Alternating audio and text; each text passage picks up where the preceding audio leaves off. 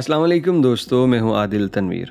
Riyadh से जद्दा जाने वाली एक परवाज़ पे बड़ा हैरान कुन और नाकाबिले यकीन वाक़या पेश आया है, जो हम सब के लिए दिलचस्पी का बाइस भी बनेगा और शायद ज़िंदगी का एक बड़ा सबक सीखने को इससे मिले। पूरी वीडियो देखिएगा, इंशाअल्लाह आपको ये बहुत ज़बरदस्त वाक़या इंशाअल्लाह फ़ायदा देगा। हमारी ज़िंदगी में जेब खाली हो तो परेशानी लगती है, जेब भरी हुई हो तो पैसे की ज़रूरत ना भी हो तो बंदा बड़ा इजी फील करता है कि मेरे पास पैसे हैं, कोई मुश्किल नहीं होगी। ये तो वो है जो खुदा की तकसीम है, किसी के पास हैं किसी के पास नहीं है। लेकिन एक चीज़ जो हर एक इंसान के पास है, उसे उसकी कीमत और अहमियत का अंदाज़ा नहीं है, और वो है अल्लाह का ज़िक्र और दुआ। तो आज की इस वीडियो में हम वही आपको बताने वाले हैं कि एक शख्स जिसका नाम अबू शुएब है, वो रियाद से जद्दा परवाज़ के ज़रिए जा रहे थे। कहते हैं रियाज अपने घर से निकला, एयरपोर्ट की तरफ गया। मैं बहुत ज़्यादा लेट हो चुका था, इतना लेट कि जब मैं एयरपोर्ट पे काउंटर पे पहुंचा तो परवाज़ जाने में सिर्फ 20 मिनट थे, जो वाज़े इशारा था कि अब गेट क्लोज़ हो चुके हैं, मैं सफ़र नहीं कर पाऊंगा।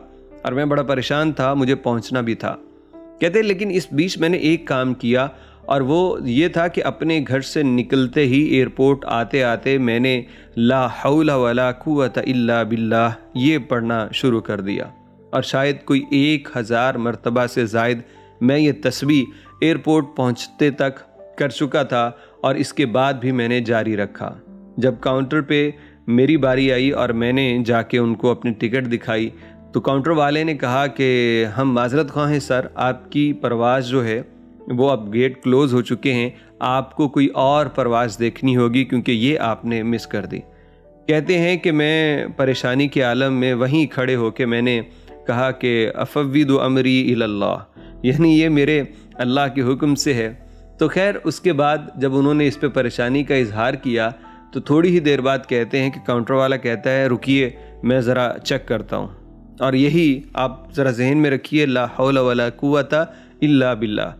अब इसकी ताकत का अंदाज़ा कीजिए, शायद कोई 2-3 लाख रियाल अदा करके भी ये ना कर पाता जो इस जिक्र की वजह से हुआ।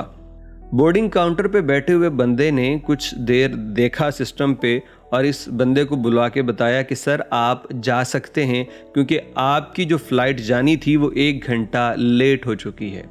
अब ये अल्लाह का निज़ाम देखिए, गेट क्लोज़ हैं और फ़्लाइट लेट हो गई। दोबारा वो टैक्सी की तरफ आती है फ़्लाइट, और उसका दरवाज़ा खोल दिया जाता है क्योंकि इस एक बंदे ने जाना होता है। लेकिन काउंटर पे मौजूद बंदा कहता है कि सर आप तो जा सकते हैं, आपका सामान नहीं जा सकता क्योंकि इसको रखने में अब बड़ा टाइम लग जाएगा, क्योंकि जहाज़ बाकी जो लगेज सिस्टम है वो बंद हो चुका है। तो अबू शुएब कहते हैं कि मैं बड़ा खुश, मैंने कहा यार सामान की टेंशन नहीं है, सामान इधर ही रहने दो, बस मुझे जाने दो, मैं चला जाऊँ, सामान बाद में आ जाएगा।